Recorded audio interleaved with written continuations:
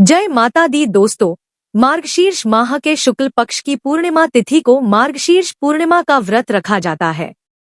इसे अघन पूर्णिमा के नाम से भी जानते हैं। दोस्तों, इस दिन स्नान, दान और तप करने का विशेष महत्व है। कहते हैं कि इस दिन पूरे विधि विधान से पूजा और व्रत करने से सभी कष्टों से मुक्ति मिल जाती है और सभी बिगड़े हुए काम भी बन जाते हैं।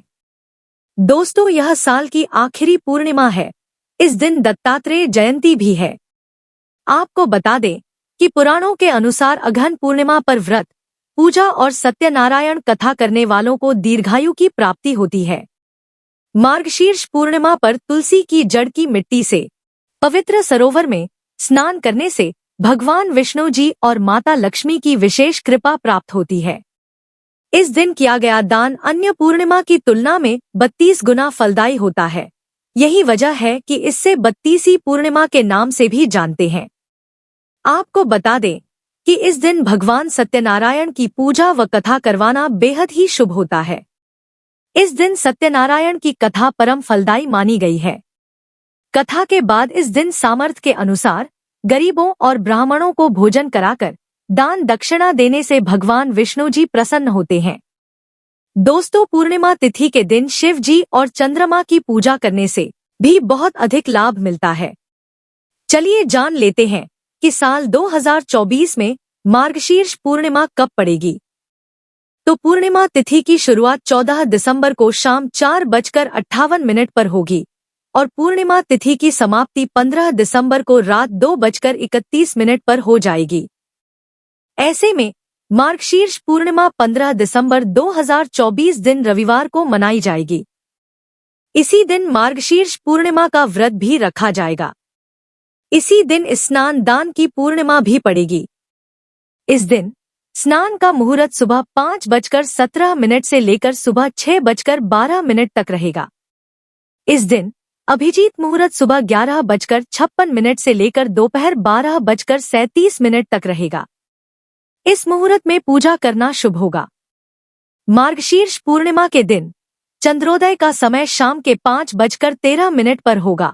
इस समय में आप चंद्रमा की पूजा कर सकते हैं और अर्घ्य भी अर्पित कर सकते हैं। आपको बता दें कि इस दिन विष्णु भगवान जी की पूजा का विधान है। पूर्णिमा के दिन सुबह जल्दी उठकर स्नान आदि करके स्वच्छ वस्त्र धारण करें। हो सके तो इस दिन सफेद रंग के वस्त्र पहनें। इसके बाद विष्णु जी का ध्यान करें और व्रत का संकल्प लें। आप एक लकड़ी की चौकी पर पीले रंग का वस्त्र बिछा लें और भगवान विष्णु जी की मूर्ति या फोटो स्थापित करें। अब उनकी विधिवत पूजा करें। भगवान को चंदन का तिलक लगाए, पुष्प चढ़ाए, भोग में पंचामृत और तुलसी दल का भोग लगाए, धूप दीप जलाएं। इसके बाद विष्णु सहस्त्रनाम का पाठ करें और विष्णु चालीसा का पाठ करें। साथ ही इस दिन सत्यनारायण भगवान की कथा पढ़ना भी बहुत ही शुभ होता है। अब आप विष्णु जी की आरती करें।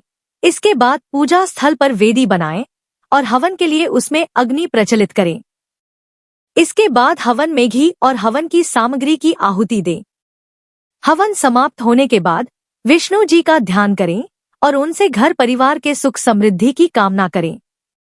इसके बाद सभी लोगों में प्रसाद बांटते हैं। तत्पश्चात रात में चंद्रमा की पूजा करें और चंद्रमा को अर्घ्य देने के पश्चात आप अपना व्रत खोल सकते हैं।